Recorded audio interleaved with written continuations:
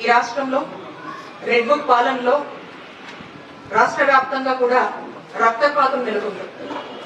Law and order పూర్తిగా fail అయింది. చట్టం అధికార పార్టీ చుట్టంగా వ్యవహరిస్తుంది.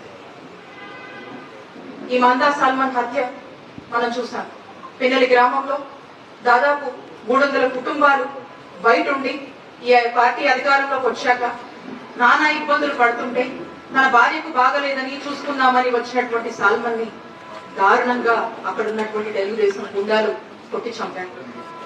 మరి ఇప్పటికి కూడా చంద్రబాబు నాయుడు గారు కానీ కూటమి ప్రభుత్వం కానీ ఇంత కూడా స్పందించలేదంటే ఒకసారి ఆలోచించండి. రాష్ట్రంలో ఎలాంటి పరిస్థితులు నెలకొన్నాయి, వైఎస్ఆర్ కాంగ్రెస్ పార్టీ వాళ్ళని ఏ విధంగా చూస్తున్నారు, సామాన్య ప్రజలకు న్యాయం లేదు అని స్పష్టమవుతా ఉంది. తెలుగుదేశం అధికారంలోకి వచ్చిన దగ్గర నుంచి చంద్రబాబు నాయుడు గారి నాయకత్వంలో మనం చూస్తా ఉన్నాం.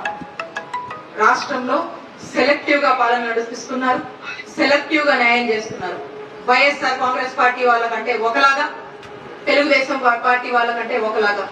ఈరోజు సామాన్యులు పోలీస్ స్టేషన్లకు వెళ్ళేటువంటి పరిస్థితి లేదు.